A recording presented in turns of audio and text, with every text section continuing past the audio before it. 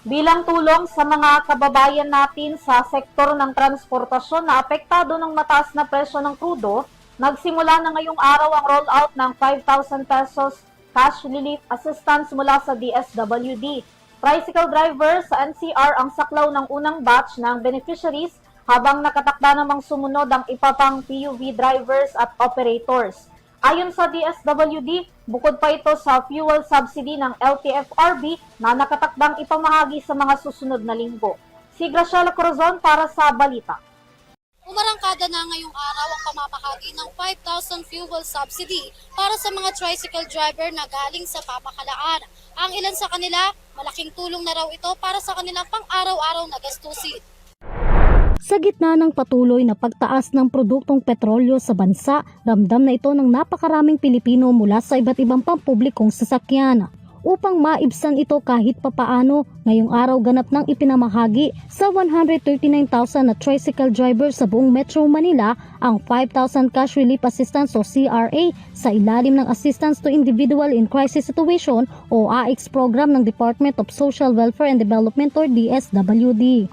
Ayon kay DSWD Secretary Rex Gatchalian, naniniwala ito na sa loob ng 3 araw ay maipamamahagi ang 5,000 cash assistance sa 139,000 mula sa 17 local government units or LGUs sa pamamagitan ng 30 sites na inilaan ng ahensya. Umaarangkada na ngayon yung pagbigay ng cash relief assistance sa 139,000 na mga tricycle drivers natin sa buong Metro Manila.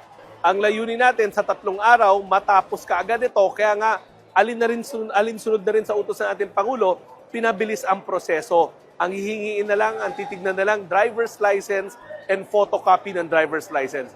Wala na maraming tanong, wala na maraming requirements. Dagdag pa ni Secretary Gatchalian, inuna nito ang mga tricycle drivers sa NCR dahil napakarami ng bilang ng mga ito. Bukod dito, ito raw ang pinakaapektadong sektor ng krisis sa produktong petrolyo dahil maliit lamang ang kinikita ng mga ito. Kaya inuna natin yung mga tricycle drivers ng Metro Manila kasi una, napakarami nila compared sa ibang sektor. Pangalawa, sila yung lahat naman apektado nitong pagtaas ng presyo ng petrolyo. Pero sila yung talagang nararamdaman agad-agad kasi maliit yung kanilang kinikita. Ang jeepney drivers ng Metro Manila magsisimula naman next week. Paalala naman ng kalihim na hindi kinakailangan na magsabay-sabay at dumagsa ang mga driver. May iba't ibang schedule na nakalaan para sa pamamahagi ng cash aid.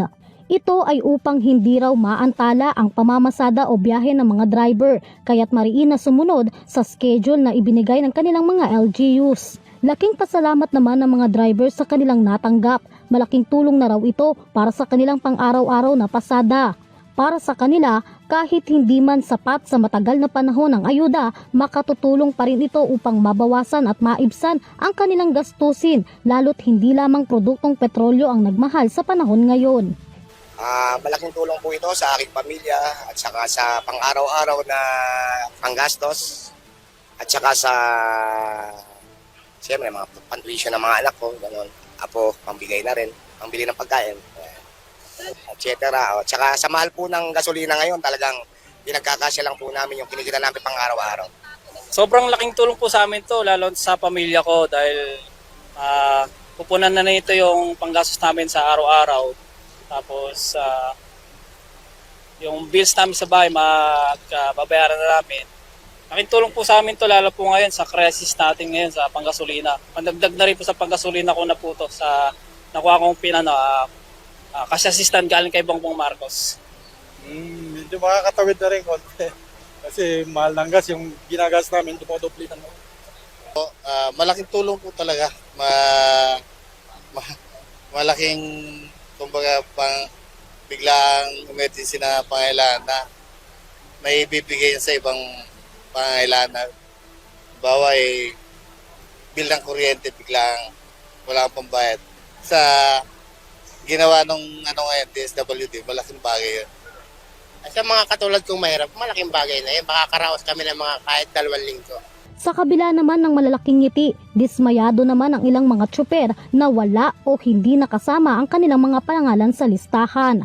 Depensa naman ng ahensya kung may mga driver na hindi makita ang kanilang mga pangalan sa listahan ngunit may license to operate mula sa kanilang mga city, magtungo lamang sa City Hall ng kanilang mga lugar upang beripikahin ang kanilang mga pangalan.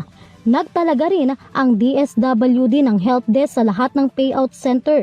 Dito, maaaring lumapit ang mga drivers na may problema sa kanilang mga papeles upang agad na maayos at matugunan. Samantala, binisita naman ni Pangulong Ferdinand R. Marcos Jr., DSWD Secretary Rex Gatchalian, Department of Transportation or DOTR Secretary Giovanni Lopez, San Juan Mayor City Francis Zamora at Manila Mayor Isko Moreno at iba pa ang tricycle driver sa ASA Cover Court sa Santa Mesa, Maynila upang siguraduhin na tuloy-tuloy ang pamamahagi ng tulong pinansyal.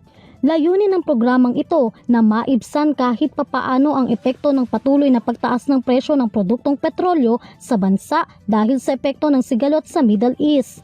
Kasunod nito, nakatakda naman na ipamahagi ang cash assistance ng mga jeepney drivers at TNVS sa Metro Manila sa susunod na linggo.